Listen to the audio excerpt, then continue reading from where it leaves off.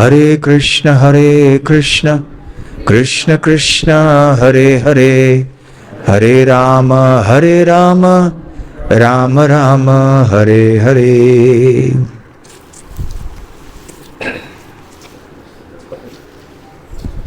हरे कृष्णा।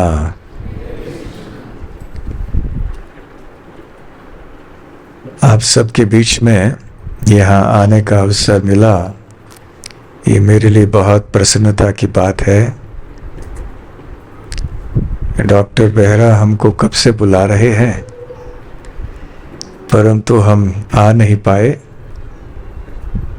अब योग बना, किसी कारण से पटना आए थे और हमारे रमन मनोहर प्रभु ने हमसे निवेदन किया कि आप आइए।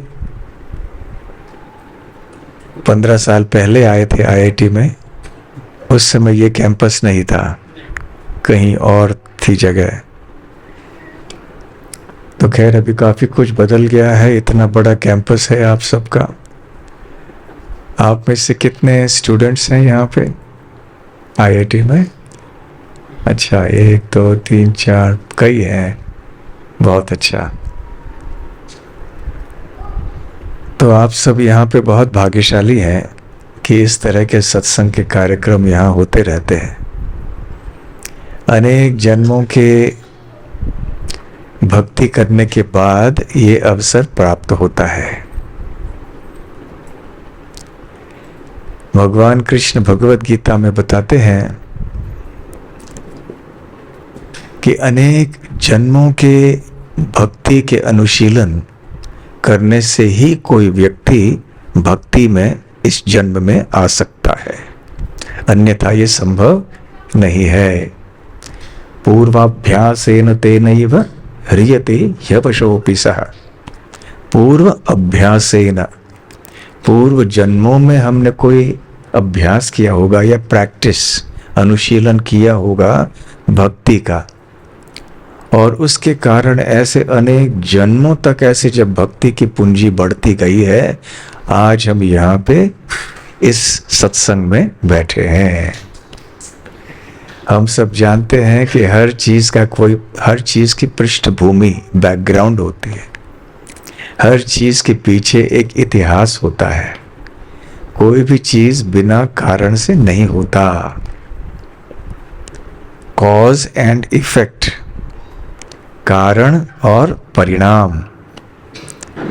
तो हम यदि भक्ति में आए हैं और दूसरा कोई व्यक्ति भक्ति में नहीं है, तो इसके पीछे भी कोई कारण है, और ये कारण अर्थात एक लंबा इतिहास है, अनेक जन्मों का इतिहास है। भक्ति प्रारंभ कैसे होती है? यदि किसी को ये सौभाग्य मिलता है कि कहीं भक्तों का एक भक्त से कहीं मिल जाता है। कई बार ऐसे होता है कि भक्त सड़क पे निकलते हैं नाम संकीर्तन करते हुए, हरे कृष्ण कहते हुए सड़क पे जा रहे हैं। कोई व्यक्ति वहाँ खड़ा है, उसे कुछ पता नहीं ये क्या है, ये लोग कौन हैं, क्या हैं, फिर भी हरे कृष्ण सुन लेता है। समझ लीजिए कि ये विदेश में हो रहा है। हमारे संस्था की अनेक शाखाएं विदेशों में हैं, प्राय हर देश में हैं। तो वहाँ सड़कों पे लोगों को ये नहीं पता कृष्ण कौन है, राम कौन है, ये भगवत गीता क्या है, उनको कुछ नहीं पता। लेकिन उनके कानों में ये ध्वनि प्रविष्ट होती है, हरे कृष्ण और राम, और वो सुन लेते हैं और निकल जाते हैं, चले जाते हैं। फिर और एक बार, क्योंकि एक बार उन्होंने सुना है, भले इसका तात्पर्य उनको पता ना चला हो, आगे चल के ऐसे ही इस पूंजी के बल पर अब दूसरी बार कहीं किसी भक्त से मिलेंगे और वो कहेगा हरे कृष्णा, फिर से हरे कृष्ण सुन लिया। इस तरह से धीरे धीरे धीरे भगवान ऐसी व्यवस्था करते हैं कि वो व्यक्ति भक्तों से मिलता जाएगा, आज नहीं तो कल। भगवत गीता में भगवान श्री कृष्ण बताते हैं, ईश्वर सर्वभूतानां हृदयेषु अर्जुन तिष्ठति भ्रामयन् सर्वभूतानां यंत्रारूढ़ानि मायया। वो कहते हैं भगवान हर एक प्राणी के हृदय में विराजमान है और वहाँ हृदय में बैठ के भगवान हमारे भ्रमण का निर्देशन करते हैं। इसलिए कोई भी चीज यूं ही बिना कारण के नहीं होती। अंग्रेजी में कभी कभी हम लोग ऐसा कहते हैं, ये क्यों हुआ, बाय चांस हो गया। आप कभी कभी ये कहते हैं, कोई चीज के पीछे हम कहते हैं बाय चांस हो गया। जी नहीं, बाय चांस कुछ भी नहीं होता है, हर चीज के पीछे कारण है। आप सब विज्ञान के विद्यार्थी हैं और शिक्षक भी हैं। Newton's law of action reaction आप जानते हैं। कोई कार्य होता है, उसका कोई परिणाम होता है। तो ये केवल स्थूल स्तर पर इस ब्रह्मांड के भीतर न होकर ये मनुष्यों के कार्यकलापों के ऊपर भी लागू होता है। ये सिद्धांत कि हम जो भी कार्य करते हैं इसका परिणाम मिलकर ही रहेगा। और भगवान व्यवस्था करते हैं, जैसे जैसे हम हमारी पूंजी धीरे धीरे धीरे धीरे बढ़ाते हैं, वैसे वैसे और हमारी पूंजी बढ़ती है। भक्तों से मिलते हैं, कुछ कानों में जाता है। फिर और कभी दफ्तर में गए, दफ्तर में जाके किसी ने प्रसाद लिए, प्रसाद लीजिए। कभी ये भी नहीं बताया कि ये भगवान कृष्ण का प्रसाद है, केवल मेरा ये जन्मदिन है, ये जन्मदिन के अवसर पर आप थोड़ी मिठाई ले लीजिए। अब उस व्यक्ति को पता भी नहीं कि प्रसाद क्या चीज होती है, पर वो मिठाई समझकर उसको ले लेता है, क्योंकि ये भगवान श्री कृष्ण को अर्पण किया गया है, ये भगवान कृष्ण का प्रसाद है, इसलिए ये अपना काम करेगा। जिस प्रकार से जब किसी रोगी को दवाई देनी होती है, तो चाहे उसे दवाई में, उस औषध में विश्वास हो, भरोसा हो या नहीं, यदि वो दवाई लेता रहेगा उसकी बीमारी ठीक हो जाएगी। ये आवश्यक नहीं है कि रोगी को समझना चाहिए कि दवाई कैसे काम कर रही है। दवाई के बारे में चाहे भरोसा हो न हो, वो दवाई काम करेगी। हाँ, यदि मरीज या रोगी श्रद्धालु हो तो वो जल्दी से ठीक हो सकता है। फिर भी जिसकी श्रद्धा नहीं है, वो भी यदि दवाई लेगा तो ठीक हो जाएगा। तो इस प्रकार से धीरे धीरे धीरे से भगवान का प्रसाद, भगवान का नाम है ना, ये सब जो पूंजी बढ़ते बढ़ते बढ़ते फिर व्यक्ति की मृत्यु हो जाती है। अभी तक इतनी बड़ी मात्रा में पूंजी बढ़ी नहीं है।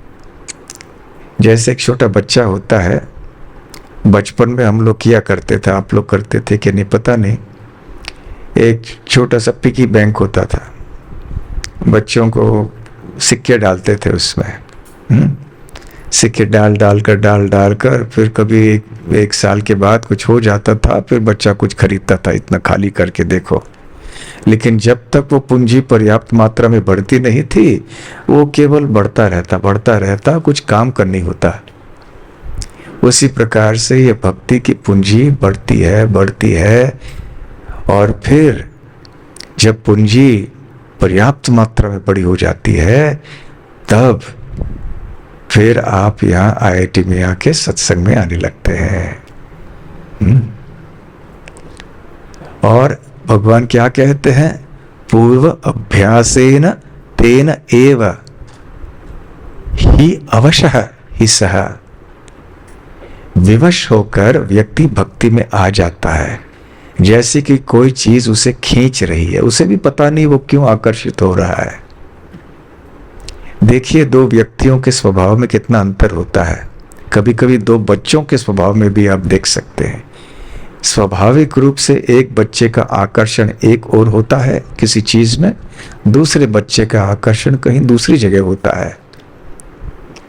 और इसी प्रकार से बड़े होने के बाद भी सबके अलग अलग स्वभाव होने के कारण कोई ऐसे हैं जो भगवान में बिल्कुल भरोसा नहीं करते, भगवान का नाम लेने से पेट में दर्द होने लगता है उनको।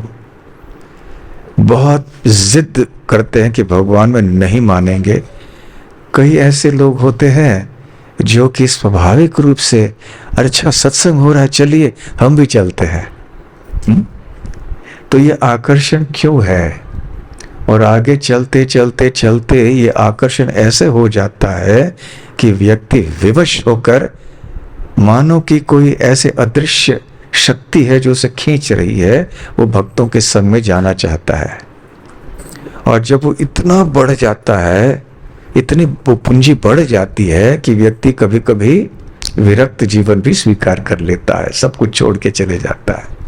परंतु घबराइए मत, ये भक्ति में ऐसे नहीं है।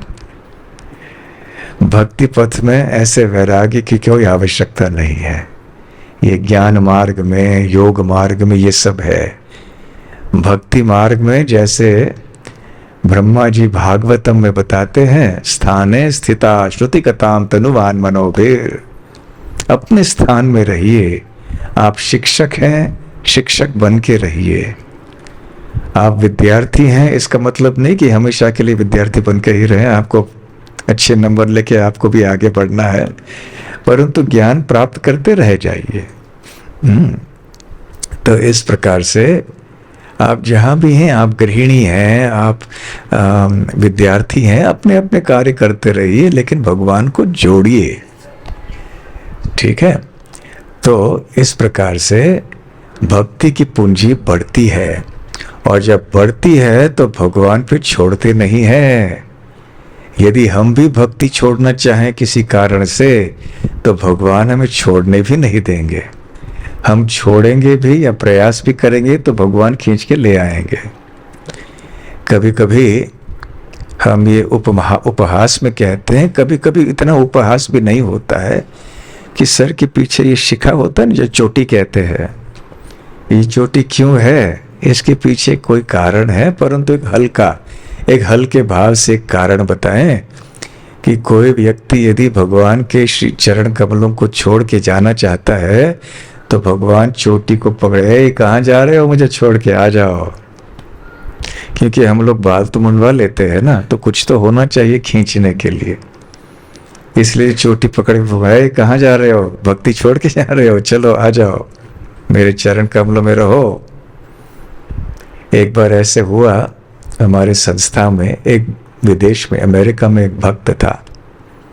वो भगवान से आकर्षित हो गया। जन्म उसका वहीं हुआ था। उसने पहले इस्कॉन के संपर्क में आने से पहले कभी नाम भी नहीं सुना था, कृष्ण, राम, भगवद गीता कुछ नहीं सुना था। लेकिन धीरे धीरे जैसे भक्तों का संग करता रहा, उसने भगवद गीता पढ़ी और प्रवचन वगैरह सुने, कीर्तन किया, भगवान के विग्रहों का दर्शन किया, तो उसका हृदय परिवर्तित हो गया, वो शरणागत हो गया और 24 घंटे भक्ति करने लगा, मंदिर से जुड़ा।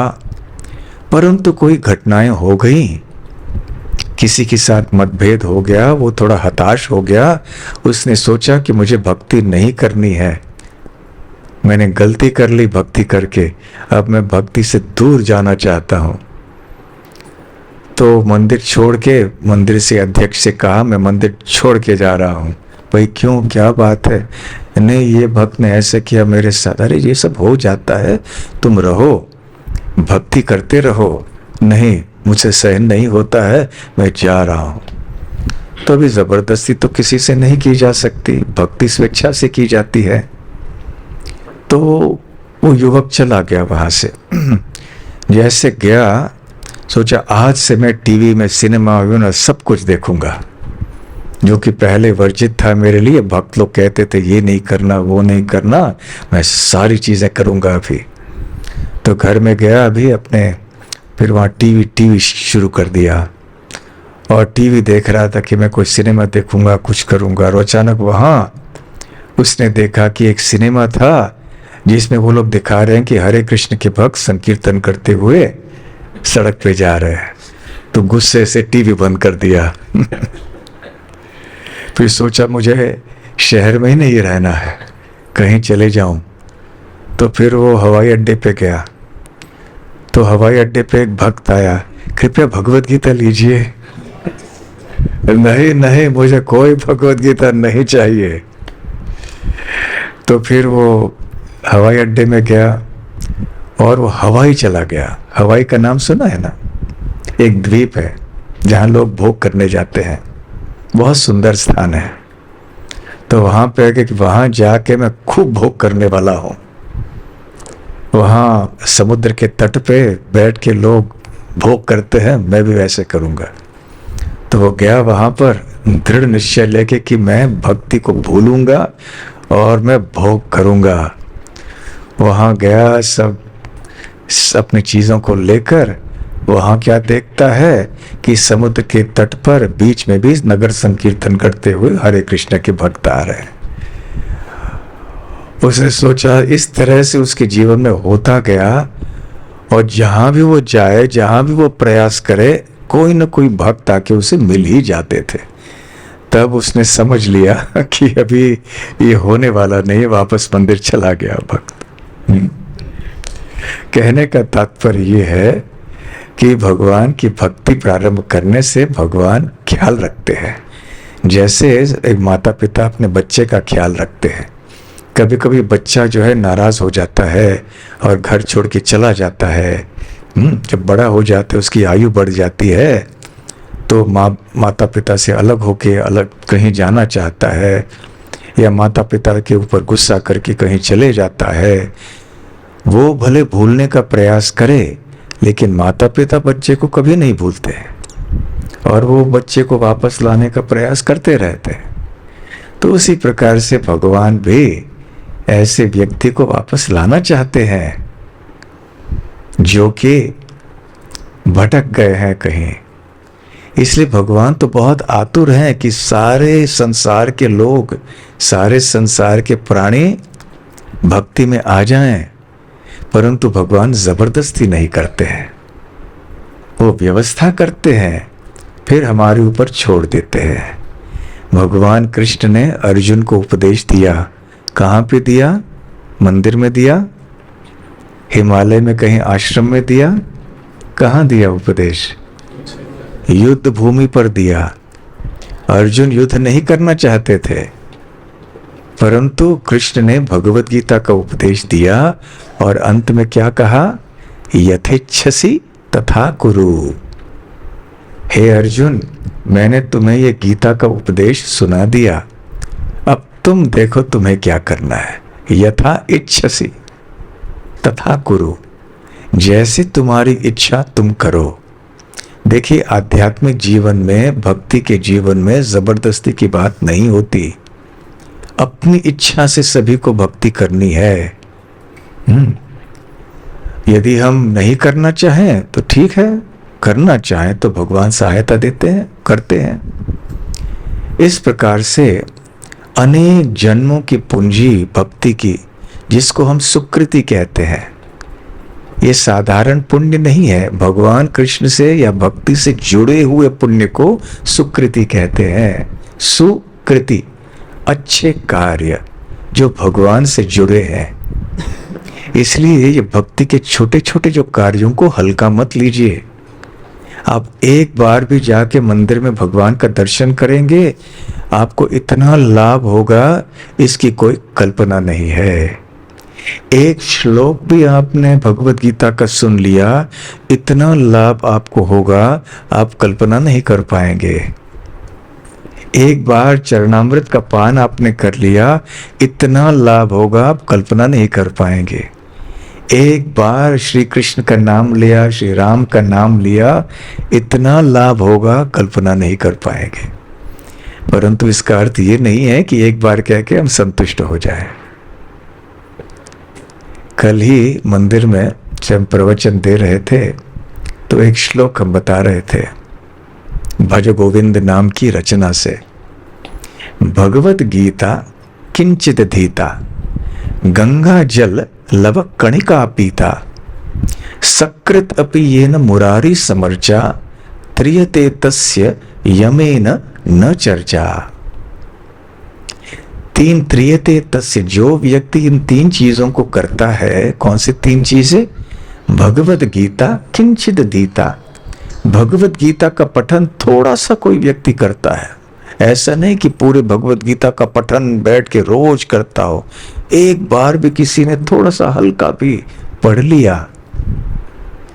गंगा जल लव कणिका पीता, गंगा जल या चरणामृत का एक बूंद का पान कर लिया उसने।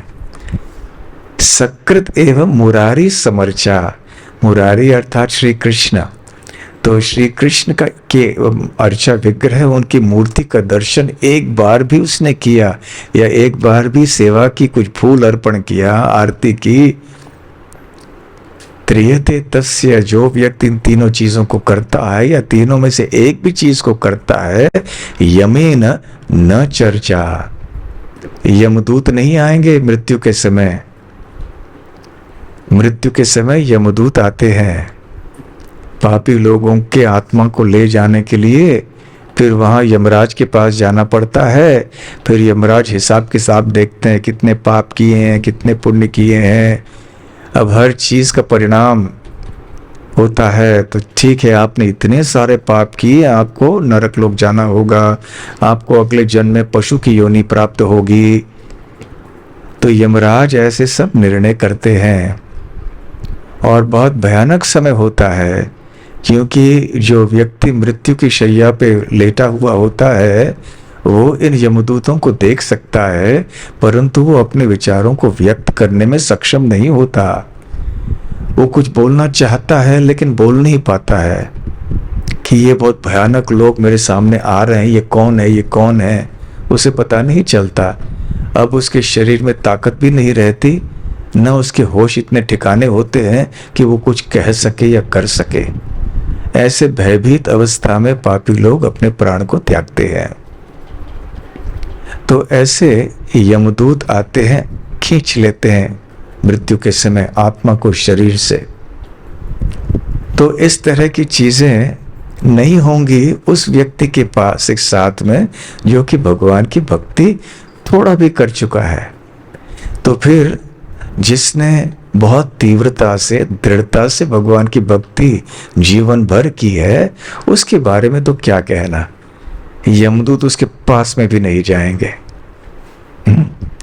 हमारे एक भक्त हैं, अभी वो नहीं रहे, बहुत वृद्ध आज होते तो आज 85 वर्ष की आयु उनकी होती।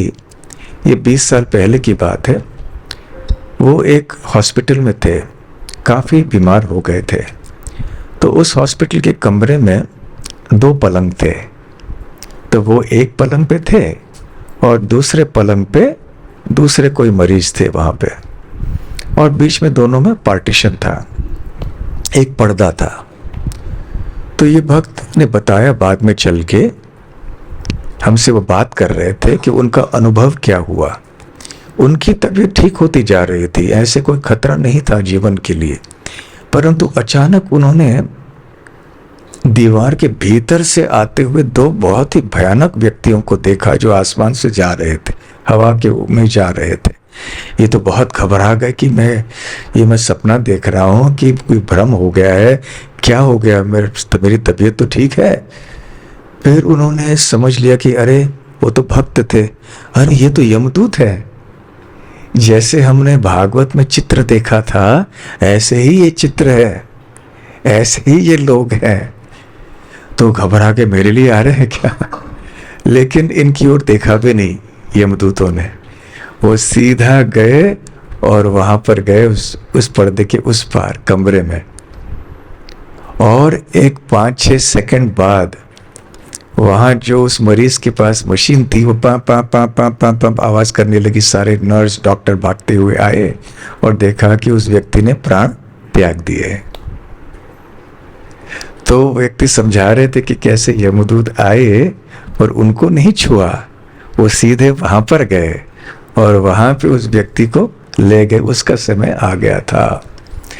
तो दूसरे शब्दों में जो व्यक्ति भगवान की भक्ति करता है, क्षणिक भी, एक बार भी, कम से कम वो यमदूतों से बच जाएगा। और यदि किसी ने तीव्रता से, बहुत अच्छी तरह से, भक्ति भाव से, श्रद्धा से भक्ति की वर्षों तक, तो फिर भगवान विष्णु के दूत आएंगे। चलिए आप वैकुंठ जगत में आइए। और इस प्रकार से वैकुंठ के लिए एक विमान में भक्त को ले जाएंगे। महाराष्ट्र में एक बड़े संत रहे जिनका नाम है तुकाराम, आपने नाम सुना होगा। तो महाराष्ट्र में एक बहुत प्रसिद्ध कथा है कि वो बहुत बड़े भक्त थे, भगवान के शुद्ध भक्त थे, और उनकी जो गीत हैं उनको अभंग कहते हैं। तो जब उनके शरीर या पृथ्वी छोड़ने का समय आया तो ऐसे बताया जाता है कि वैकुंठ लोक से भगवान के धाम से विमान आया, और इस विमान के ऊपर विष्णु दूत थे। उन्होंने कहा आइए हमारे साथ, आइए अभी आपको भगवान के धाम में ले जाते हैं। तो इस प्रकार से जैसे एक राजा को आके बड़े गाड़ी आती है उसे, और फिर कोई स्वागत एक समाज होता है, सभा होती है, उसको ले जाते हैं, वैसे तुकाराम जी को ले गए। तो ये भक्तों की दशा होती है, और जो भक्ति में नहीं रहते हैं उनकी दूसरी दशा होती है। तो खैर कहने का तात्पर्य ये है कि थोड़ी सी भी ऐसे भक्ति करने से देखिए कितना लाभ होता है। भगवत गीता का एक श्लोक इस संदर्भ में है, कोई बता सकते हैं आप में से? बहुत अच्छा। नेहाभिक्रमनाशोस्ति प्रत्यवायो न विद्यते स्वल्पम अप्यस्य धर्मस्य त्रायते महतो भयात्। भगवान श्री कृष्ण भगवत गीता में कहते हैं कि जिस व्यक्ति ने थोड़ी बहुत भी भक्ति की है मेरी, स्वल्पम अप्यस्य धर्मस्य, स्वल्पम अर्थात बहुत कम, त्रायते महतो भयात्, त्रायते मतलब मुक्त हो जाता है या सुरक्षित रहता है। किस चीज से? महतो मतलब बहुत बड़ा, भयात् भय से। सबसे बड़ा भय क्या है? मृत्यु का भय। और मृत्यु के बाद किस योनि में हम जाएंगे, ये एक भय रहता है।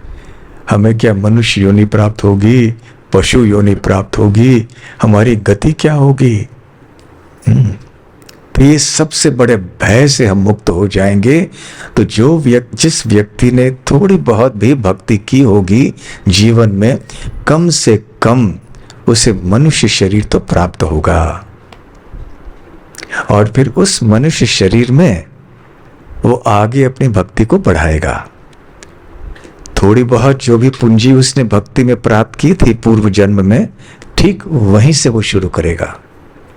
उसकी श्रद्धा उसी स्तर की होगी, और इस जीवन में भी भगवान ऐसी व्यवस्था करेंगे कि वो यहाँ वहाँ उनके भक्तों के और उनके नाम, उनके प्रसाद आदि के संपर्क में आएगा। और ऐसे अनेक जन्मों की यात्रा के बाद, देखिए ये यात्रा अनेक जन्मों की है, ये इतिहास बहुत लंबी है। ऐसे अनेक जन्मों की यात्रा के बाद जब भक्ति की सुकृति की पूंजी बढ़ती बढ़ती बढ़ती हुई जाती है, तो फिर यह होता है विवशो हिस्सा, तब व्यक्ति भक्ति में सुदृढ़ता से आ जाता है। तो देखिए ये कोई साधारण बात नहीं है, ये चमत्कार की बात है। स्वभाव भी ऐसे ही होता है। भक्ति की बात तो दूर रही, साधारण चीजों में भी यदि कोई कम आयु से ही अद्भुत कोई कला का प्रदर्शन करता है, कोई विशेष शक्ति आदि का प्रदर्शन करता है, हम समझ सकते हैं कि ये पूर्व जन्म से चलते आया है। जैसे कोई बहुत ऐसे संगीतकार आदि होते हैं जिनकी स्वाभाविक रूप से ये कला होती है, नेचुरल टैलेंट, बॉर्न, हम कहते हैं इज बॉर्न म्यूजिशियन। तो बचपन से ही ये अपने आप स्वभाव में रहते। क्यों? क्योंकि पिछले जन्म में भी उनका संबंध संगीत से था। इस प्रकार से ये जो प्रवृत्तियां हैं ये जन्म जन्म तक से आगे चलती रहती हैं, इसलिए व्यक्ति का स्वभाव भी बनता है। देखिए कोई भी दो व्यक्तियों को लीजिए, उनका स्वभाव अलग ही होगा। जुड़वे भाई बहन भी होंगे, उनके स्वभाव अलग होंगे, क्योंकि दोनों ने अपने अलग अलग कर्मों को साथ में लेकर आए हैं इस जन्म में। इसलिए भक्ति का पथ जो है ये बहुत मूल्यवान है, तो इसको कभी हल्का मत लीजिए। अब समझिए कि आपका सौभाग्य कितना है कि आप यहाँ पर आए हैं, आपको भक्ति करने का अवसर मिला है। तो पूरा पूरा लाभ उठाइए और तीव्रता से भक्ति कीजिए, और यही आपका अंतिम जन्म रहे, ऐसी दृढ़ता से आप आगे बढ़िए। और जन्म लेने की आवश्यकता नहीं है। दोबारा जन्म लेना इसका मतलब है इस प्रपंच के, संसार के नाना प्रकार के कष्टों को झेलना। भगवत गीता में भगवान श्री कृष्ण कहते हैं, जन्म मृत्यु जरा व्याधि दुख दोषानुदर्शनम। ये 4 प्रकार के दुख हैं, जन्म मृत्यु बुढ़ापा बीमारी। जब तक ये 4 दुख रहेंगे व्यक्ति कभी सुखी नहीं हो सकता। तो इसलिए इस जन्म मृत्यु के चक्र से हमें छूटना है और भगवान के धाम में शाश्वत जीवन का लाभ लेने के लिए जाना है। वो केवल उस समय संभव हो सकता है जब हम भगवान की शुद्ध भक्ति करें। अन्यथा ये संसार बड़ा भयानक है। माँ के पेट में 9 महीने रहना, हमें याद नहीं है वो अनुभव, परंतु है बड़ा भयानक। कल्पना कीजिए ऐसे रहना पड़ता है 9 महीने।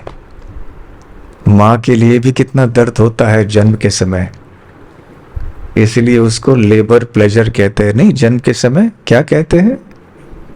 लेबर प्लेजर कहते हैं ना, पेन कहते हैं। हाँ, लेबर पेन, लेबर प्लेजर नहीं कहते।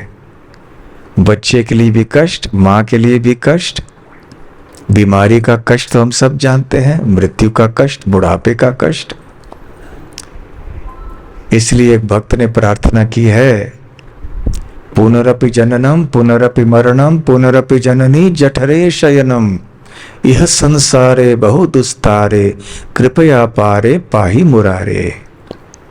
ये पुनरपि जननम पुनरपि मरणम पुनरपि जननी जठरे शयनम, फिर से माँ के गर्भ में सोना, जन्म लेना, मरना, फिर से जन्म लेना माँ के गर्भ में रह के। यह संसारे बहु दुस्तारे, यह संसार बड़ा भयानक है। कृपया पारे पाहि मुरारे, तो हे मुरारी, हे कृष्ण, मेरी रक्षा कीजिए, इस भव सागर से मुझे पार करा लीजिए, ताकि ये भयंकर जन्म मृत्यु के चक्र से मैं हमेशा के लिए छूटूं। तो पूरा पूरा लाभ यहाँ आप लीजिए और इस जन्म को ही अपना अंतिम जन्म बनाइए।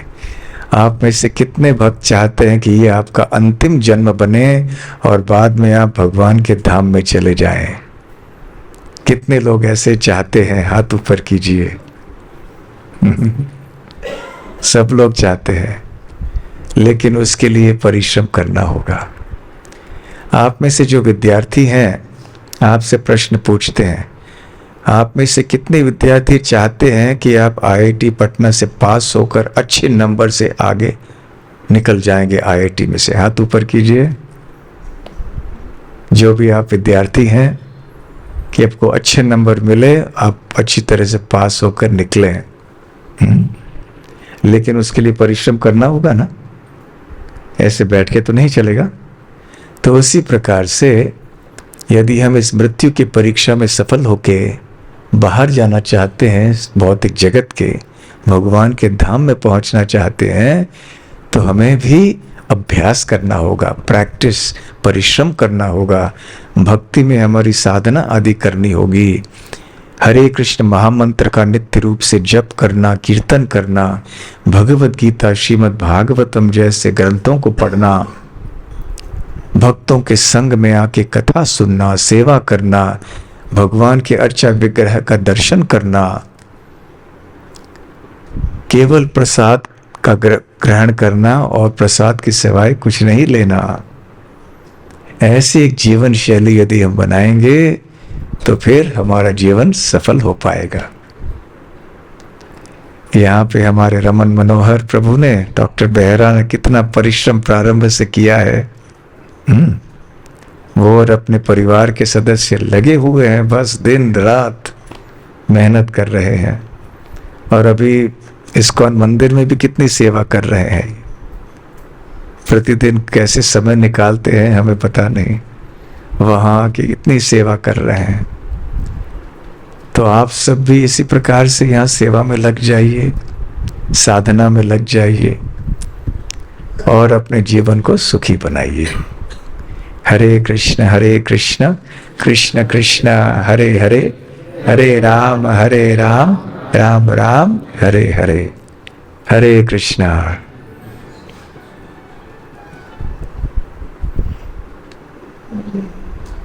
कोई प्रश्न है? हाँ जी, प्रश्न इनका है। महाराज श्री के चरण कमलों में कोटि कोटि दंडवत प्रणाम।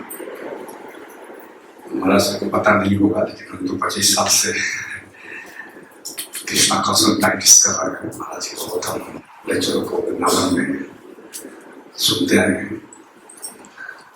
और की घटना अभी महाराज ने जो आप लोगों से बताया, तो हम भी बार बार कथा करते हैं। तो हम हमारे श्रद्धा गोस्वामी महाराज, हम ऐसे ही चले गए थे, डॉक्टर से बात कर रहे थे, ऐसे ही किसी ने ले गया, गाँव था, उस गाँव में चलो हम बहुत परेशान थे मध्य में। तो ऐसे ही हम गए, वो व्यक्ति कहा कि चलिए साथ भी थोड़ा रिलैक्स किया, बहुत अच्छा प्रसाद मिलता है, महाराज जी बड़ा अच्छा कथा कहते हैं। और मैं गया और मेरा जीवन रूपांतरित हो गया अपना सामने। और डॉक्टर साहब से भी बहुत मिलते रहे, पहली बार हमने आ सके, मुझे बहुत इच्छा थी कि हाँ मैं आऊँ, मैं सुनता था इनके बारे में। और देखिए अभी मैं जो यहाँ आया, मैं कुंभ में था 12 जनवरी से 26 फरवरी तक। उस बार मैं वृंदावन जाने वाला था, तो यहाँ के प्रेसिडेंट के पिताजी का लोकवास हो गया। तो हमको बोले कि साहब आज हम तो वृंदावन जा रहे हैं, बहुत सारे भक्त हैं, आप बुला लीजिए हमको, आप वही आपको आना ही पड़ेगा। और देखिए मैं उधर से इधर को आया, मैं इधर महाराज से पता कि हमको पता लगा कि महाराज से तो मिला है, सब कुछ ठीक ठाक करने का, थोड़ा सा ट्रेनिंग करने के लिए, तो मैं और प्रभावित हुआ और मैं आ गया। तो खैर तो मैं अपनी बात तो करनी नहीं है, लेकिन थोड़ा संदर्भ था मैंने कहा दिया। तो हमारा प्रश्न यह है कि बहुनाम जन्म नामन्ते ज्ञानवान माम प्रपद्यते वासुदेव सर्ववेदी स महात्मा सुदुर्लभा।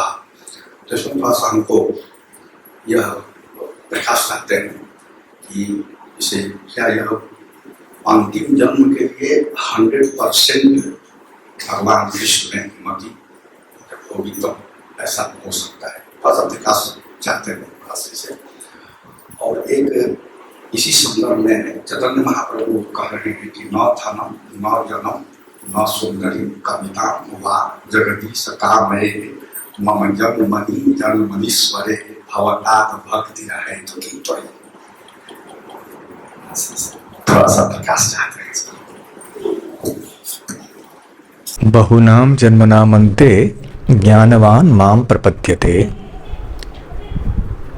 भगवान कृष्ण इस श्लोक में कहते हैं कि बहुत जन्मों के ज्ञानार्जन के बाद विरला ही कोई व्यक्ति ऐसे होता है जो मेरे शरण में आता है, भगवान कृष्ण कहते हैं। दूसरे शब्दों में जो व्यक्ति भगवान कृष्ण के शरण में आता है, हम समझ सकते हैं कि इसने कई जन्मों से आध्यात्मिक ज्ञान प्राप्त करने का प्रयास किया है। और इसलिए आज उस ज्ञान की परिपूर्णता प्राप्त उसने की है। और वो परिपूर्णता क्या है कि वो भगवान के शरण में आया है। ये परिपूर्ण ज्ञान है। ज्ञान दो प्रकार के होते हैं। एक ये संसार का ज्ञान, जो भी संसार में जीने के लिए आवश्यक है, आप उस ज्ञान को पढ़ा रहे हैं, सीख रहे हैं, ये भी संसार में आवश्यक है। परंतु इसके अतिरिक्त एक और उच्च कोटि का ज्ञान है, जो आध्यात्मिक ज्ञान है, जो हमें ये संसार से मुक्त होने के लिए मदद करेगी। तो ये आध्यात्मिक ज्ञान का प्राप्त करते करते करते करते अंततः व्यक्ति भगवान की शरण में आता है। तब हम समझ सकते हैं कि इसने संपूर्ण ज्ञान प्राप्त कर लिया है, इस दृष्टि से कि ज्ञान का जो वास्तविक फल है उसे प्राप्त कर लिया है। और फिर भगवान के शरण में आके क्या सोचता है? वासुदेव सर्वमिति स महात्मा सुदुर्लभः। और फिर ये कहता है वासुदेव श्री कृष्ण सर्वम इति। भगवान कृष्ण ही सर्वस्व है, भगवान कृष्ण ही सब कुछ है। और ऐसे व्यक्ति जो सोचता है और भगवान के शरण में आता है, उसे महात्मा कहते हैं, महान आत्मा। सुदुर्लभः, दुर्लभः अर्थात जो बहुत रेयर है, बहुत कम दिखाई पड़ते हैं ऐसे लोग। सुदुर्लभ भी बहुत बहुत कम दिखाई देते हैं। तो इस प्रकार से ऐसे लोगों की संख्या बहुत कम है जो कि पूरी तरह से भगवान का शरण ग्रहण कर चुके हैं। ये तात्पर्य है। ठीक है। और एक या दो प्रश्न कहीं हो तो आप पूछ सकते हैं। हाँ जी। हाँ, वो सबको शास्त्र है। So Maharaj, my question is, if we don't have the altar facility, then we try to offer food to the Lord in mind. If you don't have altar, and if we want to offer food to the Lord, so will He accept our food, or like will He do prasadam then if we offer by my mind? तो प्रश्न ये है कि यदि हम भगवान को भोग चढ़ाना चाहते हैं, भोजन अर्पण करना चाहते हैं, लेकिन परिस्थिति ऐसी होती है कि हमारे पास वहाँ कोई मंदिर ना हो, भगवान का विग्रह नहीं है, तो हमें क्या करना चाहिए? मन में हम अर्पण कर सकते हैं क्या? ये प्रश्न है।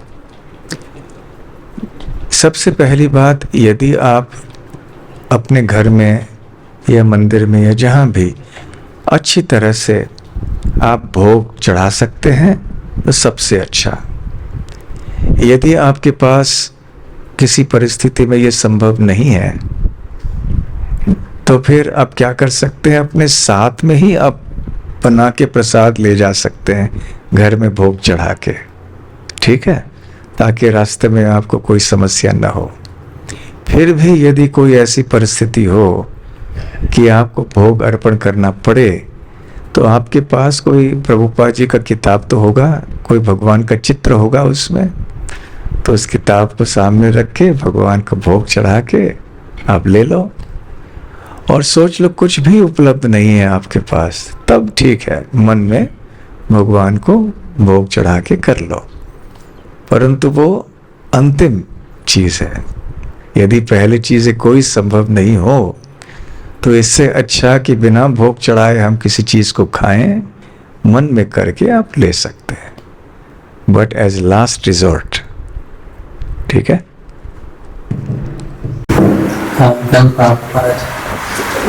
जैसा कि आपने बताया कि कई जन्मों की भक्ति करते करते हम लोग स्टेज पे आए हैं।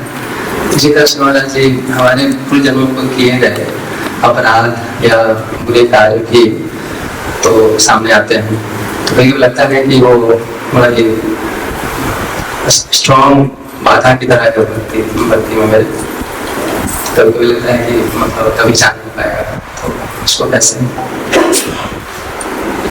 हाँ, ये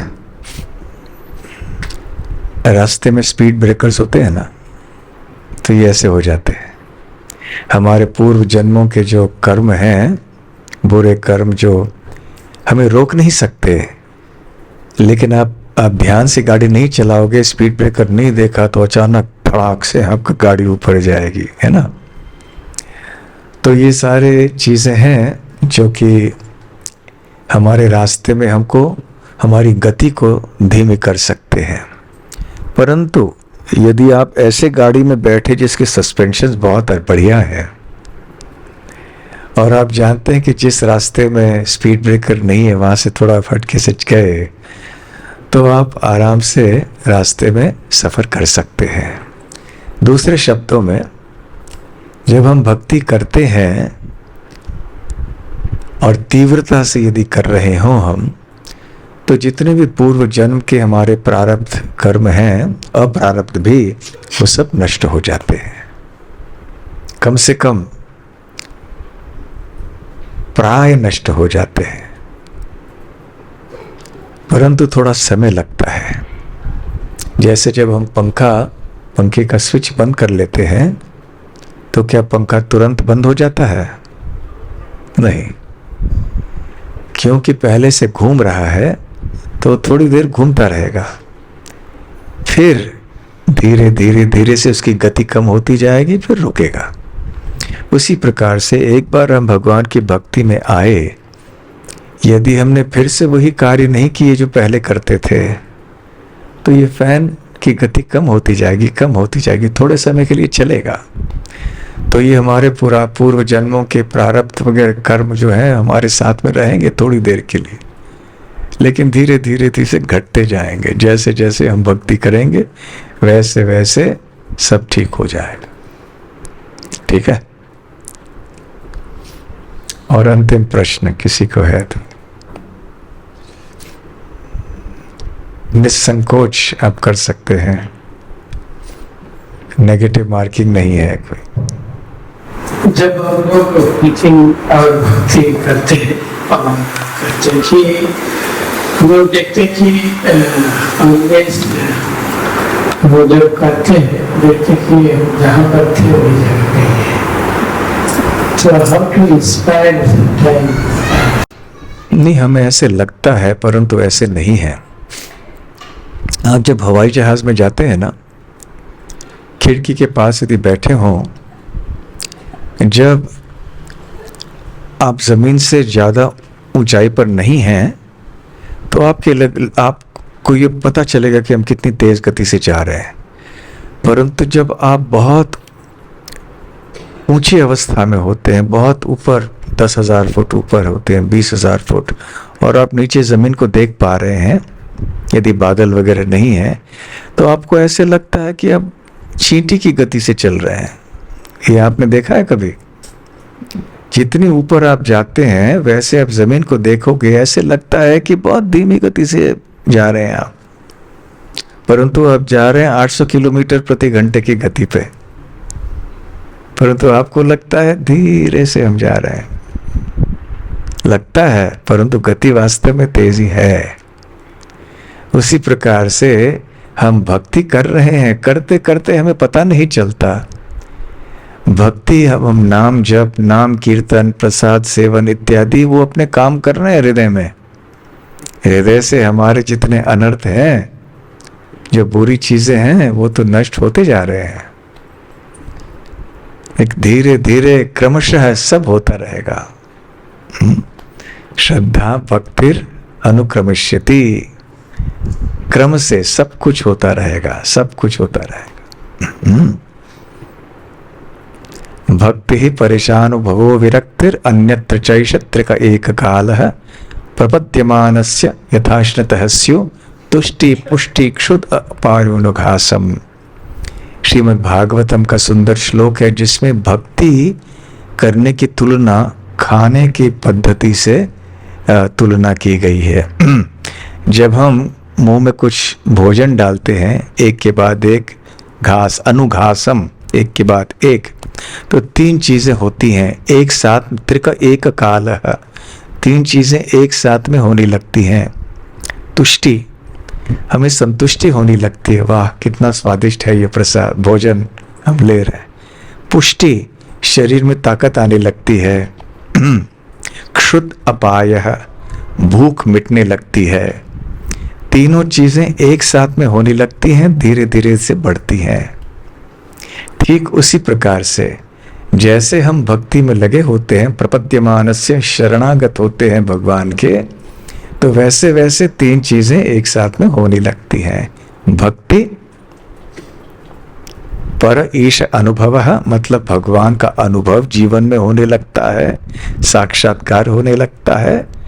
विरक्तिर अन्यत्र, भगवान से अतिरिक्त जो भी है उन चीजों से थोड़ी विरक्ति होने लगती है। अरे पहले यदि हम कोई बुरी आदतों में थे, शराब पी रहे थे या कुछ और कर रहे थे, अब लगेगा नहीं नहीं अभी तो इन चीजों को हमें नहीं करना है अभी। परंतु ये धीरे धीरे धीरे से होगा।